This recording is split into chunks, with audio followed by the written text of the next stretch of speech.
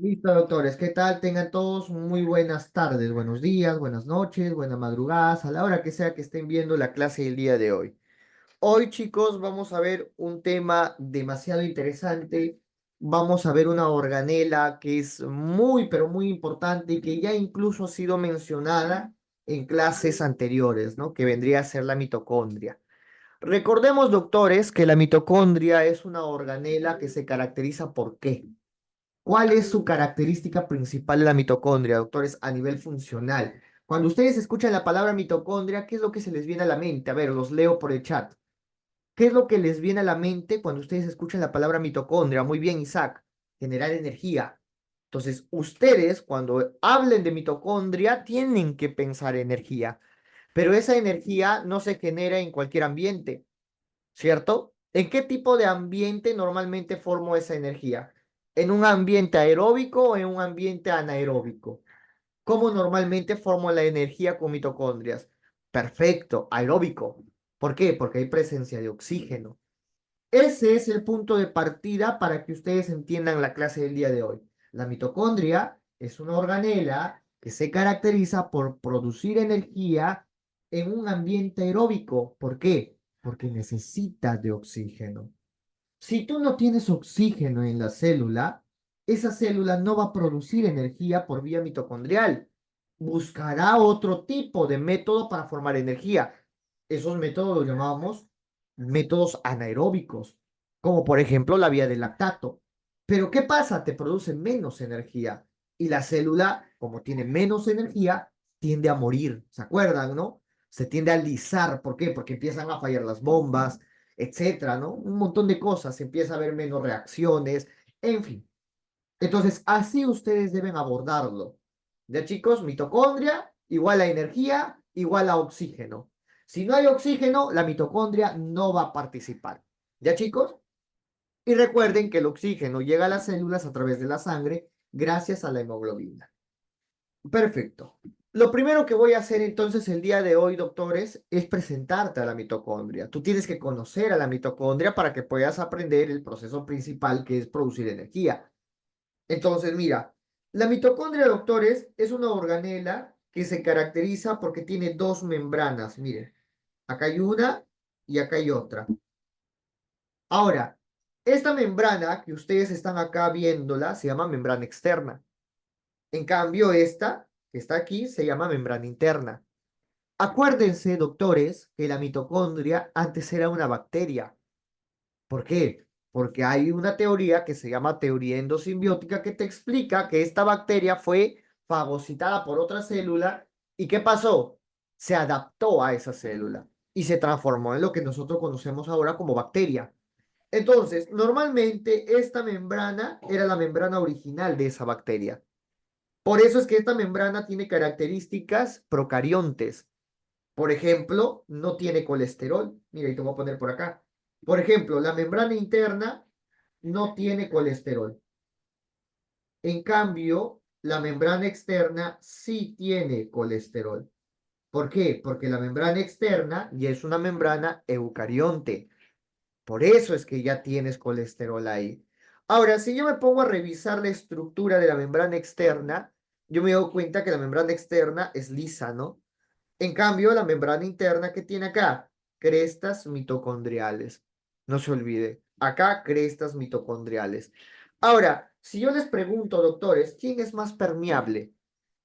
Cuando yo me refiero a quién es más permeable, te estoy preguntando, ¿por qué capa pasan normalmente con mayor facilidad las moléculas? Chicos, ¿qué responderían ustedes? ¿Cuál es la capa más permeable? La externa, ¿no? Esta es más permeable. En cambio, la membrana interna es menos permeable. ¿Y a qué se debe que una sea más permeable que otra, doctores? ¿Qué tiene en su estructura la membrana externa que hace que sea más permeable? ¿Alguien conoce eso? Son unas moléculas que se llaman porinas. Entonces, la membrana externa es más permeable porque tiene porinas que pueden atravesar moléculas grandes a través de ella. En cambio, la membrana interna es menos permeable porque ella, en lugar de tener porinas, tiene bastante Cardiolipina. ¿Ya? Cardiolipina. Ya no se olvide. ¿Estamos? Listo. ¿Qué otra diferencia podría encontrar entre membrana externa y membrana interna? Por ejemplo, la membrana externa tiene los famosos TON. ¿Qué son los TON? Translocadores de membrana externa. Entonces, la membrana interna también tendrá su translocador que se llama TIN, translocador de membrana interna. Fácil. ¿Ya, chicos? ¿Qué otra diferencia puedo encontrar en la membrana externa y la membrana interna? Obviamente, las moléculas enzimáticas que voy a encontrar. Por ejemplo, en la membrana externa yo voy a encontrar a las lanzaderas, que de aquí vamos a hablar. Las lanzaderas son un conjunto de moléculas que permiten el ingreso principalmente del NAT. Ya de aquí vamos a hablar que es el NAT. ¿Ya? En cambio, la membrana interna, ¿qué tiene? Tiene la cadena transportadora de electrones y la bomba de tipo F. ¿Por qué es importante esta bomba de tipo F? Porque esta bomba hace la fosforilación oxidativa. Por eso es importante. Entonces, esto sirve para que ustedes se vayan ubicando, doctores. Mira, cadena transportadora de electrones en membrana interna. La bomba de tipo F que hace la fosforilación oxidativa en la membrana interna. Ahora, si hay una membrana externa y hay una membrana interna, significa que entre ellas dos hay un espacio. Ese espacio se llama espacio intermembranoso, doctores. Ahora, ¿por qué se caracteriza el espacio intermembranoso? ¿Qué es este de acá? Mírenlo, ve. Este es el espacio intermembranoso. Mira, acá está el TON, acá está el TIN. ¿Ve? ¿Se dan cuenta? Ahora, ¿y esto por qué se caracteriza? Acuérdate lo siguiente. Esto tiene bastante hidrógeno. Y si yo te digo que tiene bastante hidrógeno, ¿qué significa? ¿Cómo está el pH acá, doctores? Si yo te digo que acá hay bastante hidrógeno, ¿cómo está el pH, doctores? ¿Cómo está el pH? ¿Quién sabe? Bajo, dicen, ¿no? ¿Cómo se llama cuando el pH está bajo, doctores, entonces? Ácido, muy bien. Entonces el pH está ácido. ¿Qué más voy a encontrar en el espacio intermembranoso? Algunas enzimas redox, apoptogenes. ¿Qué significa ser un apoptogen? Un apoptogen es un gen que produce enzimas apoptóticas. Entonces la pregunta es, ¿qué es apoptosis? ¿Qué es apoptosis, doctores? Chicos, ¿qué es apoptosis? ¿Quién sabe qué es apoptosis? A ver, vamos, doctores. Ya estamos en la mitad del curso, ¿ah? Muy bien, La muerte de la célula. claro. Una muerte celular, pero por ahí lo han puesto, programada. ¿Habrá muerte celular no programada? Claro, la necrosis. En cambio, la apoptosis es una muerte celular programada. ¿Ven? Son dos cosas distintas. Ya en el transcurso de la carrera ustedes van a ir aprendiendo a diferenciarla. Lo que quiere decir, doctores, es que la mitocondria participa en las vías apoptóticas. Y te voy adelantando algo, ¿ah? Que de aquí lo vamos a ver en un par de semanas. El tema de apoptosis, ¿no? Acuérdense que apoptosis se puede generar por dos vías. Una vía intrínseca y una vía extrínseca. La vía intrínseca de la apoptosis se le llama vía mitocondrial, justamente porque posee genes que van a permitir que se genere esto. En cambio, la externa se genera mediante los famosos receptores FAS, ¿ya? Que tiene los famosos Death Domain, que son los dominios de muerte, ¿ya? Que lo vamos a conversar en su clase, en su semana respectiva, ¿ya? ¿Cuáles son esas proteínas importantes para la apoptosis a nivel mitocondrial? Acuérdate, citocromo C. Miren, chicos, cuando nosotros hablamos de apoptosis a nivel mitocondrial, tenemos que acordarnos de lo siguiente, que hay moléculas proapoptóticas y hay moléculas antiapoptóticas a nivel mitocondrial. Por ejemplo, proapoptóticas, ahí tienes a tu citocromo C, que es este de acá. Pero antiapoptóticas, por ejemplo, tenemos al BCL, ¿ya? Al BCL2. ¿Y qué hace ese BCL2? Mantiene atrapado al citocromo C. Por eso es antiapoptótica, ¿te das cuenta? Porque evita que el citocromo C genere la apoptosis, ¿ya?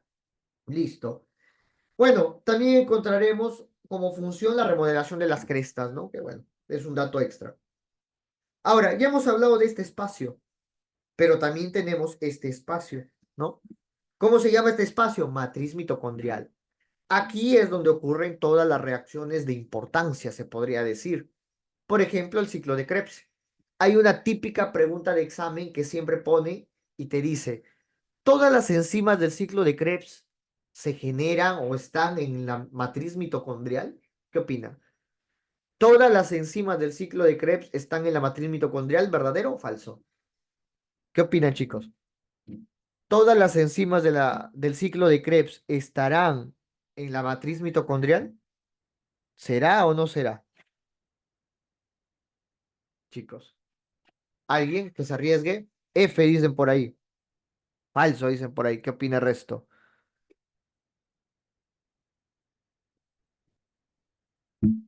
Falsazo, pues, chicos.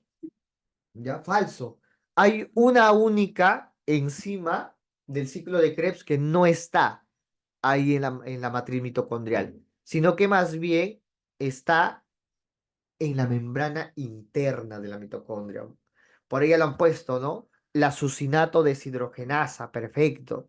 Justamente esa es la enzima que te produce un recurso que se llama el FAT, de aquí lo vamos a ver, que es muy importante para la formación de energía. Bueno, entonces ya tenemos claro de que en la matriz mitocondrial ocurren la mayoría de reacciones porque ahí están las enzimas. Por ejemplo, acá, ahí también ocurre la beta oxidación, pero beta oxidación de ácidos grasos de cadena corta. ¿Qué más ocurre acá? Ocurre el dogma celular, doctores. ¿Por qué? Porque hay ADN. Acuérdate que la mitocondria tiene ADN. ¿Y cómo es este ADN mitocondrial? ¿A quién se parece la mitocondria? ¿Al eucarionte o al procarionte? Chicos, ¿a quién se parece? Al procarionte, ¿no? A la bacteria. Entonces, ¿cómo será este ADN? ¿Cómo será este ADN extracromosómico? Alejandro dice lineal. ¿Qué opinan el resto? ¿Podría ser lineal? Los eucariontes tienen lineales, pero recuerda que era una bacteria. Por eso es que este ADN se parece al procarionte. Recuerde que este es ADN extracromosómico, no sale de la mitocondria. ¿Y cómo es? Es circular. Tendrá solo exones, por ejemplo. ¿Ya? Ahora, curiosidades que debemos saber y que te ponen en la pregunta de examen. El ADN mitocondrial es heredado por la madre, es exclusivamente heredado por la madre. O sea que si tu mamá tiene una enfermedad que es por mutación del ADN mitocondrial, es 100% seguro que tú también lo tengas. Y si eres varón, ahí quedó, ya no se transmite más, ¿ya? Ahora, lo bueno es que las enfermedades mitocondriales, o sea, por mutaciones de este ADN, es muy poco probable, pero cuando ocurre son mortales, ¿ya?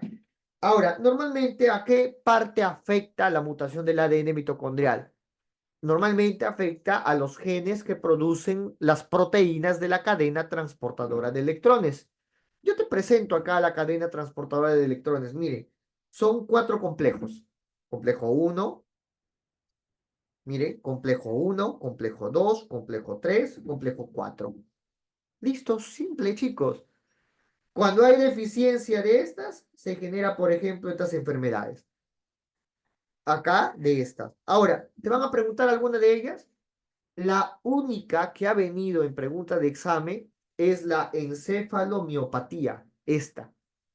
Y una vez también vino en un parcial el MELAS, ¿ya? Estos dos han sido los únicos que han venido. Lo que sí suelen preguntar, doctores, es los inhibidores. Ya más que la mutación del ADN mitocondrial, se suelen preguntar quiénes bloquean a estos. Ya de aquí vamos a hablar quién es este, quién es este. Tranquilo, ¿ya? En respiración celular lo vamos a conversar. Listo. Miren, chicos, y acá les dejo las lanzaderas. Mira, acá están todos los transportadores también a nivel de la membrana interna mitocondrial. La que ustedes sobre todo deben reconocer es, por ejemplo, mi ATP carrier. Mira cómo esta bombita te saca ATP y te mete ADP. ¿Para qué? Para que este ATP salga de la mitocondria, porque acá se formó, para brindar energía afuera de la célula, ¿no? Bueno, afuera de la mitocondria en realidad. Supongamos a la bomba de sodio y potasio. Acuérdate que la bomba de sodio y potasio, ¿qué necesita? ATP. ¿De dónde sale este ATP? De acá sale. ¿Y el ADP para qué ingresa? Para volverse en ATP, ¿no? Por eso este te tienes que acordar. ¿Cuál más, por ejemplo, te debes acordar? Las lanzaderas. Acá no está, no te lo he puesto la lanzadera como tal, pero las lanzaderas son muy importantes y también te debes aprender. De aquí lo vamos a conversar. ¿Ya, chicos? Listo. Bueno, acá les pongo algunas funciones de la mitocondria, ¿no? Como por ejemplo funciones a nivel energética, ¿no? Recordemos que aquí ocurre la beta oxidación de ácidos grasos de cadena corta. ¿Por qué? Porque los de cadena larga o muy larga ocurren en el peroxisoma. También puede ocurrir beta oxidación de aminoácidos. ¿Ya, chicos? Y aparte de ello, acá se genera un efecto o un fenómeno que se llama respiración celular. ¿Ya? Que de aquí lo vamos a conversar. ¿Qué más ocurre acá? Por ejemplo, apoptosis, ¿no? ¿Qué más ocurre? Por ejemplo, síntesis de algunas moléculas. Moléculas como, por ejemplo, los cuerpos cetónicos. Moléculas como, por ejemplo, podríamos poner parte del ciclo de la urea. O sea, te genera precursores de la urea. Etc, etc, etc. También te puede generar, mira, homeostasis del calcio. O sea, también te guarda un poquito de calcio. Entre otras cositas más, ¿ya? Por ejemplo, disminuye radicales libres. Los radicales libres, yo les comentaba en la clase de banqueo, son moléculas que normalmente le falta aparear sus electrones. Y como le falta aparear sus electrones, busca moléculas. Lo que me preocupa es que agarre moléculas como por ejemplo el ADN. ¿Por qué? Porque si agarra para completar sus electrones al ADN, lo muta y te puede llevar hasta cáncer. Por eso es que me preocupa. La mitocondria, al igual que el peroxisoma, tiene moléculas que disminuyen esos radicales libres y eso se les denominan antioxidantes. ¿Ya, chicos? Listo. ¿Qué hace básicamente un antioxidante? ¿Qué les dije yo que son los radicales libres? Moléculas que le faltan electrones por aparearse. ¿Y qué buscan? ADN, lípidos, proteínas, no sé yo, cualquier molécula. Pero en vez de buscarlos a ellos, el antioxidante dice, no te preocupes, yo soy tu guardaespaldas. A mí, quítame mis electrones. Y así es como prácticamente el ADN y la proteína se mantienen a salvo. ¿Ya, chicos? Ahora sí. A ver, doctores, vamos a entrar ahorita a la parte más importante de la clase. De esta parte es donde a ti te van a sacar la mayoría de preguntas de examen, al menos para el primer examen de unidad que se les viene. ¿Ya? Miren, chicos, la respiración celular está dividido en 4 etapas. ¿Ya? 4 etapas. Vamos a ponerlo acá. La primera etapa es la única que no ocurre en la mitocondria. ¿Cómo se llama? Glucólisis. Ahora, recuerda que la glucólisis puede ser aeróbica o puede ser anaeróbica. Aeróbica si hay mitocondrias, o sea, yo voy a estudiar esta. Ya vamos a ver cuál es el producto. Y la anaeróbica, pues lo harás cuando no tengas oxígeno. Por ende, no usarás mitocondrias. Pensemos, ¿cuándo no tengo oxígeno? Cuando una arteria, por ejemplo, se obstruye. Cuando hay poca hemoglobina, cuando hay poca oxigenación, ¿no? De repente el pulmón está que falla, etcétera. Hay un montón de causas, ¿ya? Segundo paso, doctores, tengo a la oxidación del piruvato, llamado también descarboxilación del piruvato, ¿ya? Como quieran llamarlo. Oxidación o descarboxilación del piruvato. ¿Por qué oxidación o descarboxilación del piruvato? Porque pierde moléculas, pierde electrones. Pierde, para ser más específico, un carbono. Por eso se llama descarboxilación y ahorita se van a dar cuenta cómo. El tercer paso, uno conocidazo por ustedes, ciclo de Krebs. Y el cuarto paso es la cadena transportadora de electrones más la fosforilación oxidativa. O sea, 2 pasos en uno. ¿Ya, chicos? Entonces, todo esto lo vamos a estudiar ahorita. Para ello, vamos a dibujar una mitocondria acá. Ya vamos a poner, a ver, vamos a imaginarnos, ¿no? Ya. Ahí está tu membrana externa, ¿ya? Y vamos a dibujar acá Ahí está tu membrana interna. A ver, para que se ubique, esto es la matriz mitocondrial. Esta es la membrana interna. ¿Por qué? Porque acá están las crestas mitocondriales, el espacio intermembranoso y la membrana externa. A ver, el primer paso ocurre cuando la glucosa, vamos a ponerla acá, ingresa a la célula, ¿cierto? Primer paso, glucosa ingresa a la célula y empieza el proceso llamado glucólisis. Vamos a escribirlo mejor de otro colorcito para que no se confunda. Un momento, ahí está. Primer paso, glucólisis. ¿En qué consiste la glucólisis? Doctores, en realidad, acá, ya, si queremos ponernos estrictos, la glucosa se convierte en glucosa 6-fosfato, luego en fructosa 6-fosfato, en fructosa 1,6 bifosfato, luego se parte en dos, ¿no? En dihidroxiacetona y 3-fosfoglicerato, luego se vuelven a transformar, ¿no? ¿Se transforman en qué? En 3,2 bifosfoglicerato, 2 fosfoglicerato, fosfoenol piruvato, piruvato. ¿Se tienen que aprender todo eso? No, no tienen que aprenderse todo eso, doctor. Eso déjalo para bioquímica. ¿Qué te tienes que aprender tú? Tú te tienes que aprender que esta glucosa que ingresó a la célula, recuerda que cuando ingresa se convierte en glucosa 6-fosfato, ojo, ¿ah? Así empieza la vía siempre, en glucosa 6-fosfato. ¿Qué va a pasar con esta glucosa? Mira, la glucosa que tiene 6 carbonos se convierte en 2 moléculas de piruvato, ¿ya? En 2 moléculas de piruvato. ¿Y cuántos carbonos tiene cada piruvato? Mira, la glucosa tenía 6, pártalo a la mitad nada más. Cada piruvato tiene 3 carbonos. Eso es lo que tú tienes que aprender. Que la glucólisis aeróbica te convierte la glucosa 6-fosfato en piruvato. Para ser más específicos, 2 moléculas de piruvato. ¿Qué más te tienes que aprender? Te tienes que aprender que en el proceso yo voy a producir, por ejemplo, voy a producir 4 moléculas de ATP y también voy a producir 2 moléculas de NAT.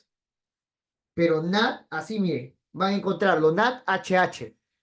¿Qué significará ese NAT-HH? NAT reducido. Ahora, produce 4 ATPs, pero necesitas de 2 ATPs para que pueda generarse el proceso. ¿Qué quiere decir? Que hay una ganancia neta de 2 ATPs. Eso quiero que te acuerdes. Si bien es cierto, produces 4, gastas 2. Por ende, ganancia neta, no se olviden, te lo voy a subrayar acá. 2 ATPs de ganancia neta. Y luego tienes tus 2 NAT. Eso te lo voy a dejar subrayado, porque tienes que aprendértelo y te lo tienes que acordar. Ahora, ese es el primer paso, pero luego este piruvato tiene que entrar a la mitocondria. Tiene que entrar acá, mire, aquí tiene que entrar. ¿Para qué? Para que se convierta en acetil coenzima A. Para eso. Pero, ¿cómo se llama ese proceso? Ahí está tu segundo paso. ¿Cómo se llamaba el segundo paso? Se llamaba, chicos, ¿cómo se llamaba el segundo paso? No los escucho. A ver, doctores, por el chat.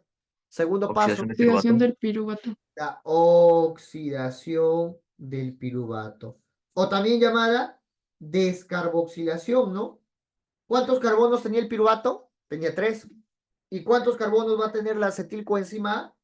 2. Ahora, fácil que se acuerde por qué. A ver, los que saben química. AC significa 2. Por eso acuérdate, AC significa 2. ¿2 qué? 2 carbonos. Y hasta ahí tengo mi acetil-CoA.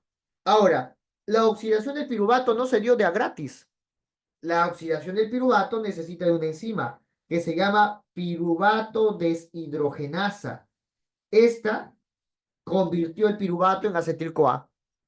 Pero el piruvato deshidrogenasa en realidad no es una enzima, es un complejo enzimático que va a estar constituida por 5 coenzimas, ¿ya? 5 coenzimas y dos, perdón, y tres enzimas, ¿ya?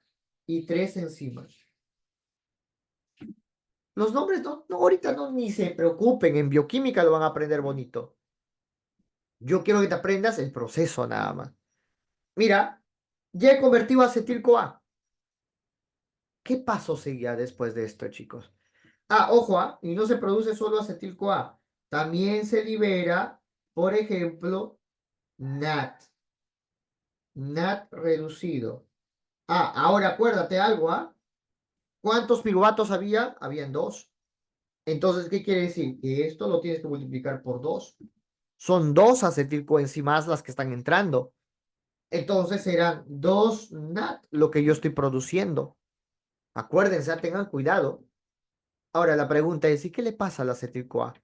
Ojo, la acetil-CoA puede venir incluso, mira, vamos a ponerlo mejor acá abajito, los ácidos grasos y los aminoácidos pueden convertirse en acetil-CoA, por ejemplo, mediante el proceso de beta-oxidación. Por eso es que los ácidos grasos también te producen energía. Las proteínas también te generan energía.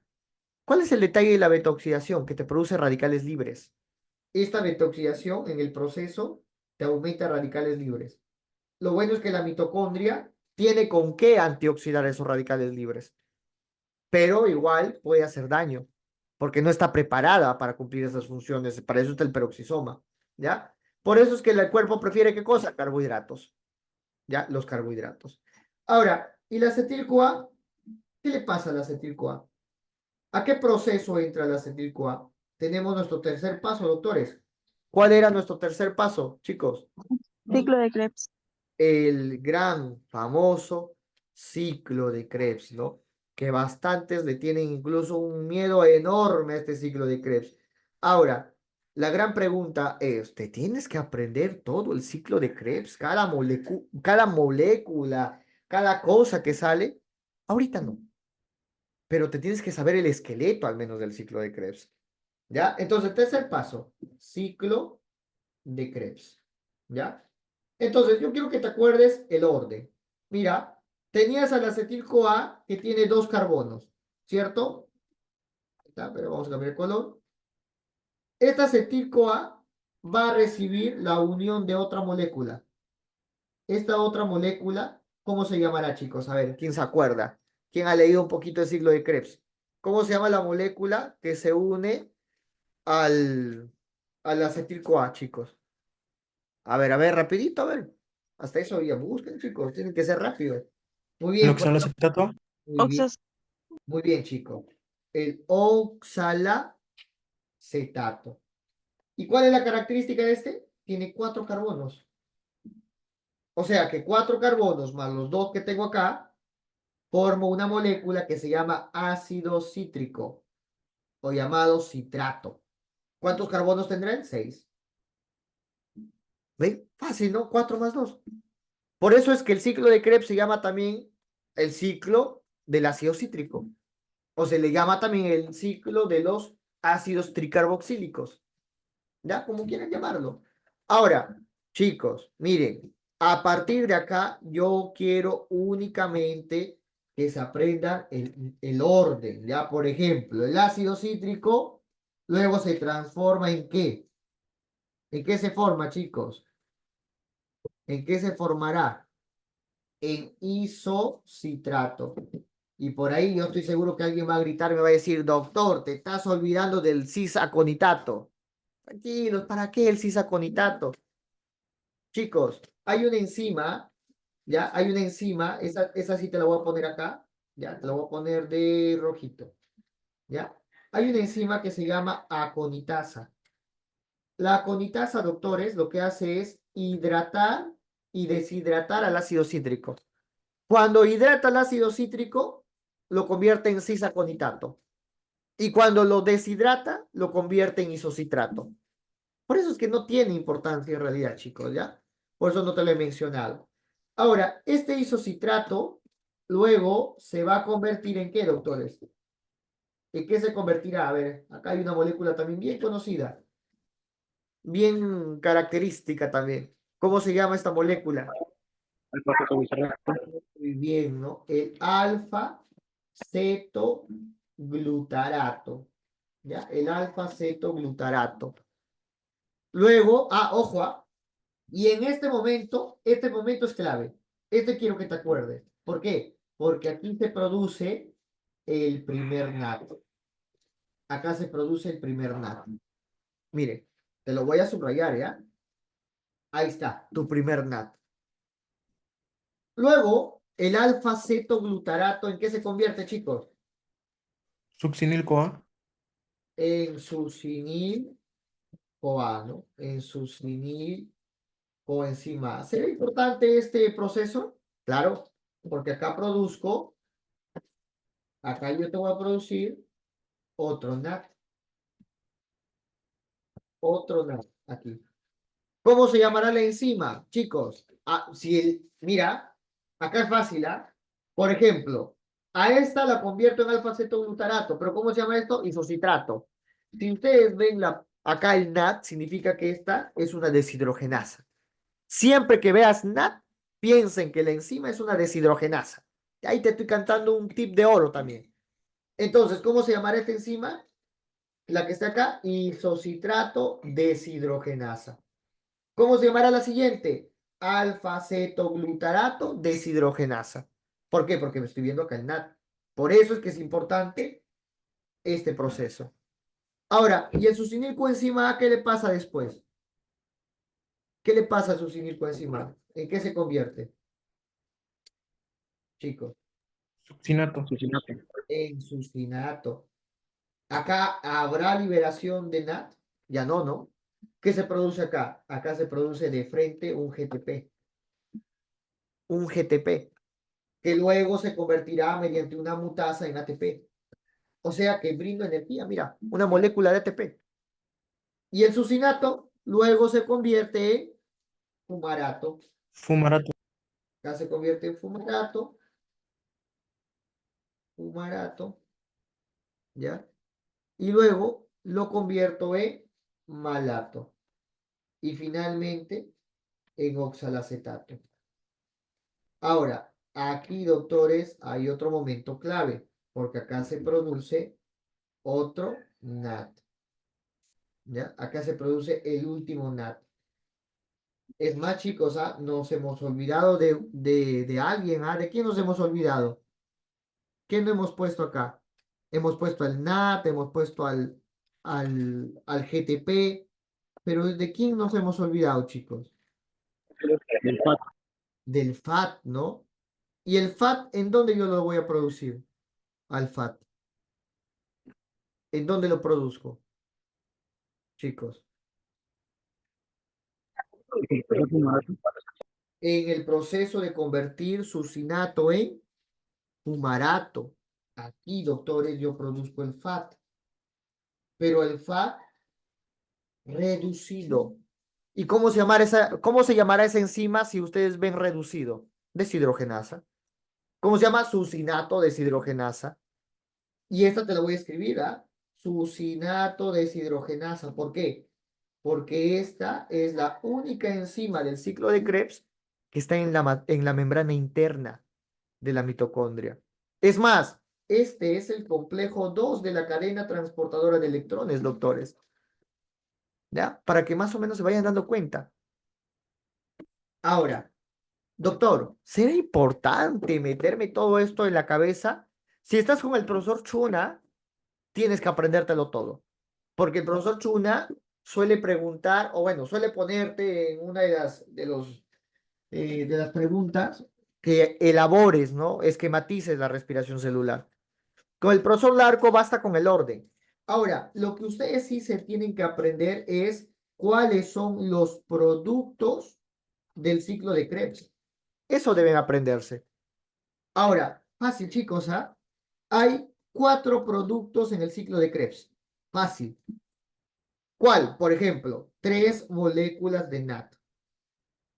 Que ustedes se están dando cuenta, mira, 1, 2, y te voy a subrayar la tercera. ¿Ve? 3 moléculas de NAT. ¿Qué más? Te va a producir un FAT. Y acá lo estamos viendo, miren. ¿Qué más te va a producir? Un GTP. Y finalmente, dióxido de carbono. ¿Cuáles me importan? Estos tres. Ahora, esto que te estoy produciendo, esto que te he marcado, es por cada acetilcoenzima A. Pero la glucosa te produce dos piruvatos. Entonces te produce dos acetilcoenzima A. Por ende, la vuelta dará dos veces el ciclo de Krebs por cada glucosa. Por ciclo de Krebs yo produzco esto. Pero si a ti te preguntan por glucosa, ¿cuánto te produce el ciclo de Krebs? Lo único que tienes que hacer es multiplicar a todo esto por 2. Nada más. 6 NAT, 2 FAT, 2 GTP, 2 CO2. Si a ti te preguntan cuánto produce el ciclo de Krebs por glucosa. Si te preguntan por piruvato, por acetil-CoA, solo una vuelta, nada más. Ahora yo les pregunto, ¿cuánta energía vamos produciendo hasta ahora? ¿Cuánto de ATP voy produciendo hasta ahora yo? Cuenten conmigo, a ver, veamos. Acá 4, pero solo se han utilizado 2, ¿no? Entonces 2 ATPs nada más. ¿Qué más? A ver, busco. En esta fase no se produce nada. En esta fase solo un GTP que se convierte en ATP. O sea que hasta acá voy produciendo solo 3 ATPs, doctores. ¿Cuánto han leído ustedes que produce de ATP la mitocondria? ¿Cuánto, chicos? A ver, dígame por el chat. ¿Cuánto de ATP produce realmente la mitocondria? Chicos, ¿cuánto producirá de ATP la mitocondria? ¿Nadie? Por respiración celular, chicos. ¿Cuánto producirá? Doctores, los estoy leyendo, escuchando. Cuéntenme. Muy bien, doctor Axel. Entre 36 a 38 ATPs. Esta es mi meta. Acuérdate, esta es la meta. Ahora, la pregunta es, ¿cómo hago para llegar a eso? Si recién voy 3. Por eso es que es el más importante, la cuarta fase. Recuerda entonces que esta fase es la fase que más ATP te va a producir. Acuérdense de ello. Y para ser más exacto, es la fosforilación oxidativa la que te produce más ATP. Y ahorita vamos a ver cómo. Mire, esta es la cadena transportadora de electrones. ¿Se acuerdan del NAT? Mire, ¿se acuerdan de este NAT que habíamos visto por acá? Mira, este. Por acá hay más NAT, mira, te lo voy a subrayar también, ¿no? Con amarillito. Mira, acá hay más NAT. Ahora, ¿y este NAT? No, este no. Este es el excluido. ¿Por qué? Porque está fuera de la mitocondria. Tiene que entrar primero. ¿Cómo entra? Con las lanzaderas, de aquí lo vamos a ver. Entonces, el NAT, doctores, que está en la mitocondria, viene al primer complejo, que es este de acá, y empieza a dejar sus electrones. Mira, los deja sus electrones. Por eso el NAT reducido se convierte en NAT oxidado. Y mira cómo va dejando sus electrones. Luego, estos electrones tienen que saltar al complejo 2. Miren, tienen que dar un salto, pero no pueden. Necesitan ayuda. Y esa ayuda lo da el hidrógeno. Este hidrógeno se le llama, escuchen, a esto se le denomina fuerza protomotriz o fuerza protónica. ¿Por qué? Porque es un protón, el hidrógeno es un protón. Normalmente en el examen, ¿qué te ponen? Fuerza electromotriz, para confundirte. Acuérdate, les estoy diciendo, es fuerza protomotriz, no electromotriz. ¿Ya, chicos? Entonces, ¿para qué sirve esta fuerza protomotriz? Para que estos electrones que ya han llegado hasta acá, porque el NAT los ha dejado, estos tienen que saltar, miren, tienen que ir al complejo 2. Pero el complejo 2 le dice, no, por acá no, amigo. Entonces, alguien lo rescata y esa es la ubiquinona. Esta molécula, doctores, que están viendo acá, mira, lo voy a poner mejor con la Q. Esperen, a ver, acá hay un espacio. La Q, doctores, esto es también llamada ubiquinona. Ahora, ¿por qué estamos con Q? Porque es también llamada citocromo Q, por eso, ¿ya? pero lo conocen normalmente como ubiquinona, ¿ya? ¿Qué hace la ubiquinona?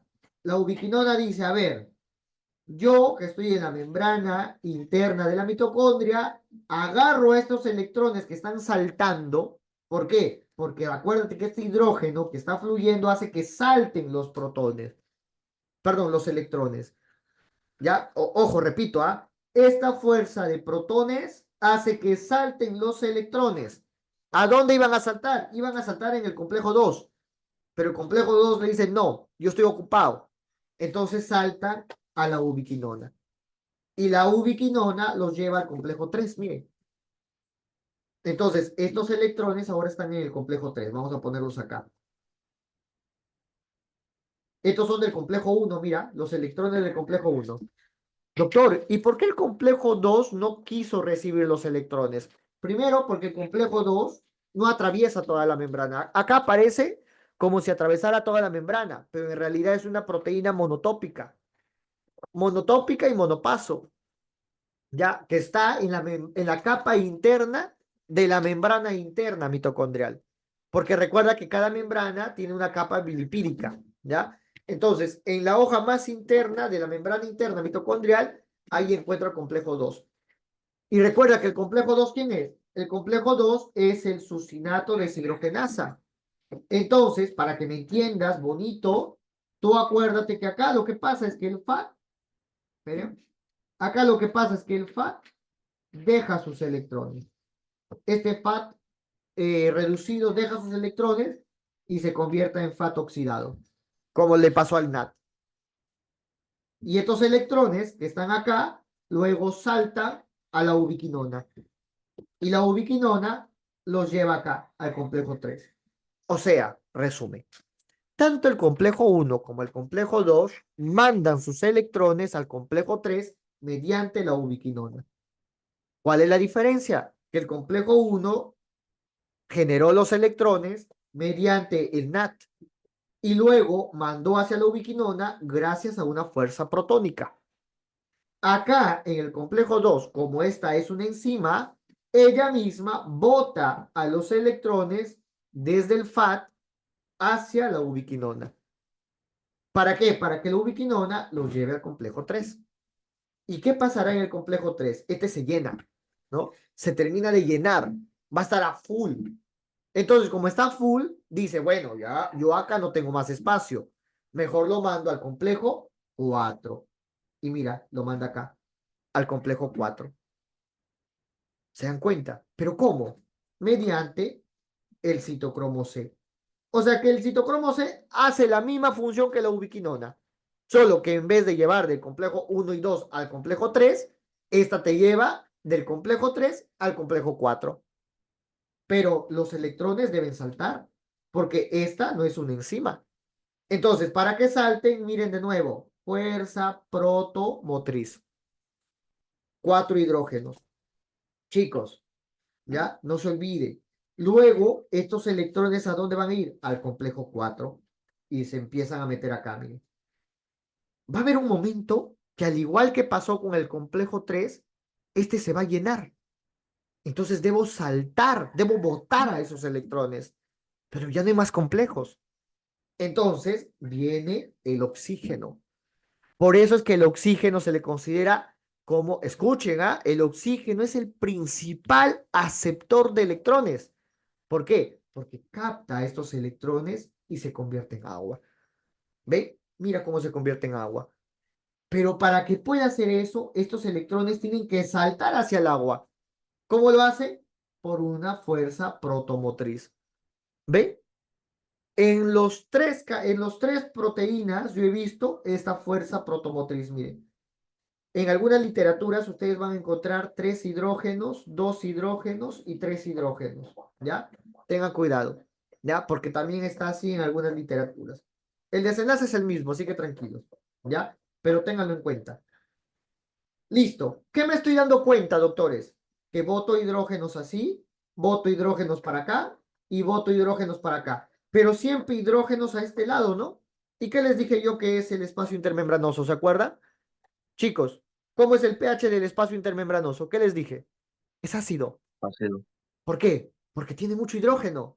Y ya te estás dando cuenta por qué tiene mucho hidrógeno, mire. Por eso es que esto es ácido. Ahora, si yo tengo mucho hidrógeno acá y tengo poco hidrógeno acá, ¿cómo se llama esto? Chicos, si yo tengo mucho en un lado y poco en otro, ¿cómo se llama? ¿Cómo se llama la diferencia de dos concentraciones? Chicos, ¿cómo se llama? La diferencia de concentraciones. ¿A qué concepto hace referencia? A un gradiente. Yo tengo acá un gradiente de concentración. Y recuerden que si yo le abro la puerta a un gradiente, la molécula entra. Y esta bomba, doctores, miren, esta bomba es una bomba de tipo F. Yo ya te expliqué, ¿no? F sub 0, que es la estructural, F sub 1, que es la catalítica. ¿Qué va a pasar?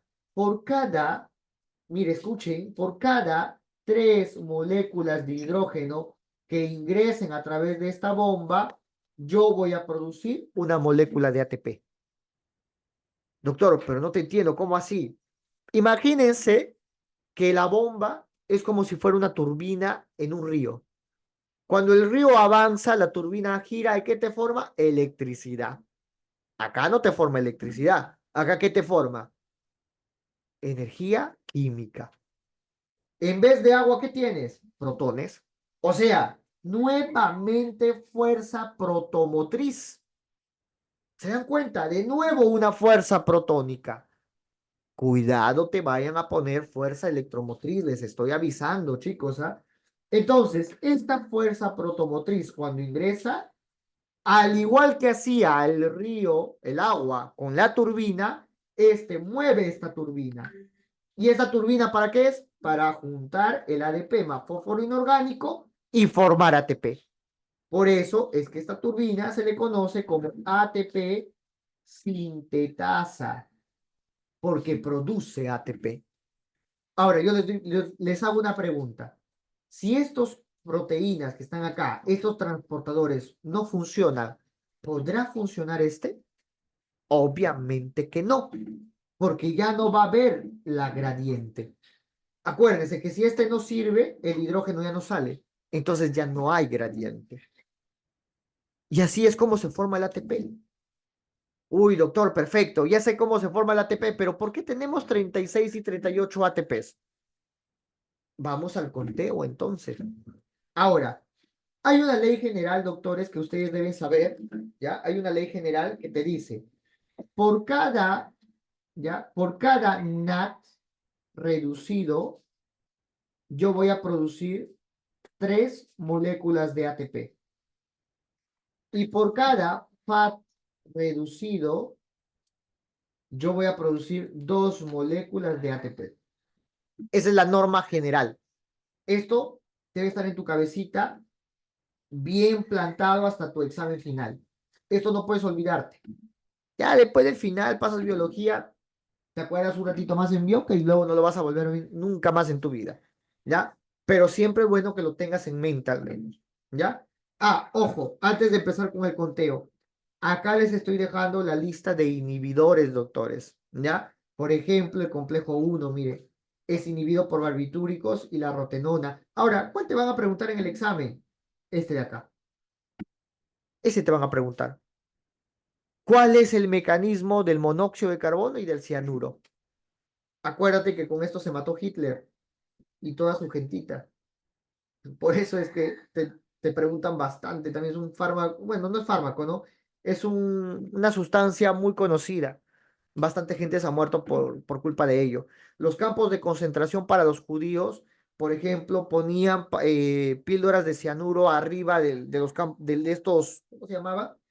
Campos de concentración, pero los cámaras de gas, ¿no? Entre comillas, cámara de gas, porque en realidad, ¿qué hacía? Agarraban el cianuro, lo quemaban arriba y todo ese gas bajaba, porque el cianuro es bien denso. Y eso hacía que, pues, obviamente los judíos fallezcan, ¿no? En estos campos. ¿De chicos? Bueno, continuamos. Entonces, también quiero que se acuerde de quién inhibe a la bomba F. Ahora, cuando nosotros hablamos de inhibidores de la bomba F, normalmente también hacemos referencia a los famosos desacopladores, ¿ya? desacopladores.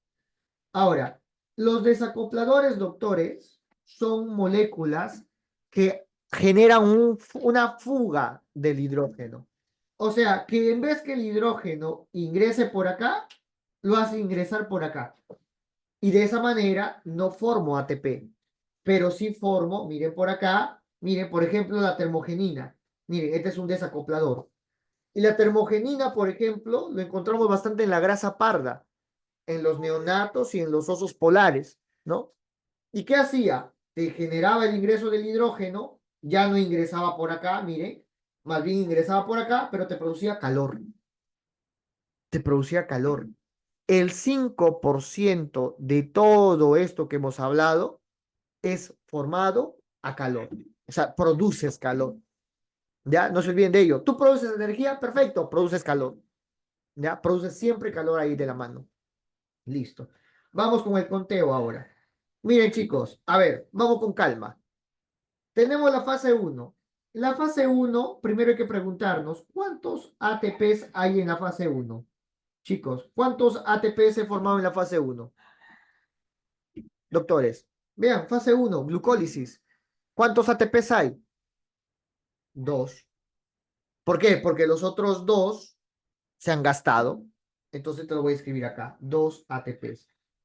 Doctor, me has dicho que al NAT lo voy a multiplicar por 3 y al FAT por 2. Sí. Entonces, ¿significa que este NAT lo voy a multiplicar por 3? No. ¿Por qué? Porque está fuera de la mitocondria. A este lo dejamos al último. ¿Ya? Lo vamos a dejar al último. Y vamos a poner acá, mire, vamos a poner acá NAT. ¿Ya? NAT.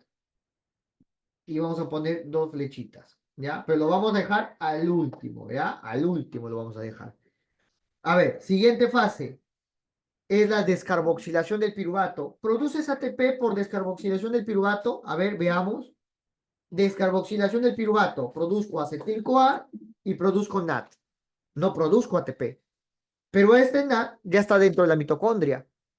Normalmente por cada piruvato que ingresa produzco un NAT. Pero como son 2 piruvatos, serán 2 NAT. A este sí lo puedo multiplicar. Entonces digo 2 por 3. Te produce entonces acá. Mira, son 2 NAT. Vamos a ponerlo todo bien ordenadito. 2 NAT significa entonces 6 ATPs. Vamos a ponerlo con azulito, ¿ya? Los ATPs. 6 ATPs. Listo. Fase 3. A ver, pasemos a la fase 3. En la fase 3, ¿qué tengo? Tengo 3 NAT. Significa que voy a hacer lo siguiente, ¿no? Miren, voy a tener acá 3 por 3. Perdón. Mire, son 3 NAT, pero por cada piruvato. ¿Qué les dije yo? Que acá vamos a sacar por glucosa. Entonces, si son 3 NAT, será 3 por 2, 6. En total son 6 NAT, no 3, ¿no? Entonces vamos a borrarlo acá. Serían 6 NAT. Y como son 6 NAT, ¿cuántos ATP serán? Serán entonces 18 ATPs. ¿Ven? Pero no solo te produce NAT, ¿no? También te producía FAT. ¿Cuántos FAT? Te producía uno por cada vuelta de ciclo de Krebs. Pero como estamos hablando por glucosa, tienen que ser 2 vueltas. Entonces son 2, perdón, vamos a poner acá, slash, 2 FAT. Y como son 2 FAT, yo voy a producir, perdón, le he puesto, perdón, chicos, mil disculpas, le he puesto arriba, acá, 2 FAT. Entonces, como son 2 FAT, yo a este de acá lo voy a convertir en 4 ATPs.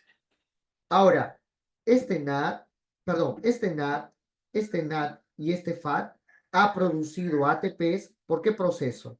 Por este proceso. Por eso es que la fase 4 es la fase donde más ATP produzco. Y ojo, nos estamos olvidando que acá en la fase 3, aparte produzco un GTP que se va a convertir en un ATP. Entonces contemos. A ver, veamos. 2 más 6, 8. Más 18, tengo, a ver, 8 más 18, 26. Más 4, 30. ¿Estará bien decir 30 más 1? No, ¿cierto? ¿Por qué? Porque te he puesto un GTP, pero en realidad ¿cuántos son? Son 2. ¿Por qué? Porque son 2 vueltas, acuérdense. Entonces, ¿cuánto vamos? 32 ATPs. Repito, a ver, contemos de nuevo. 2 más 6, 8, más 18, 26, más 4, 30 y 2, 32. Hasta acá yo tengo 32 ATPs. Pero ¿qué les dije yo? Que faltaban estos NAT. ¿Se acuerdan? Entonces, yo tengo que meter esos NAT a la mitocondria y lo hago a través de lanzaderas, que son estas dos. Las lanzaderas, ¿qué hacen? Por ejemplo, el aspartato malato te mete el NAT tal cual, así igualito. Por eso es que tú lo vas a multiplicar por 3. Entonces, ¿cuántos NAT había? Habían 2. Por 3 serían 6 ATPs. Esta es una opción. Pero ¿qué tal si tu célula, en vez de tener aspartato malato, tiene la lanzadera glicerofosfato? ¿Qué hace la glicerofosfato? Al NAT lo convierte en FAT para poder meterlo a la mitocondria. Por eso es que yo lo multiplico por 2. Entonces, ¿cuánto será? 4 ATP. Si tú sumas 32 más 6, 38 ATPs. Si tú sumas 32 más 4, 36 ATPs. ¿De qué va a depender? Del tipo de célula. Habrán células que necesitan más energía, otras que necesiten menos. Por ejemplo, músculo necesita un montón de ATP. Espermatozoides necesitan un montón de ATP, ¿no? Así deben pensarlo, chicos. Listo. ¿Alguna pregunta, doctores? ¿Alguna pregunta, doctores?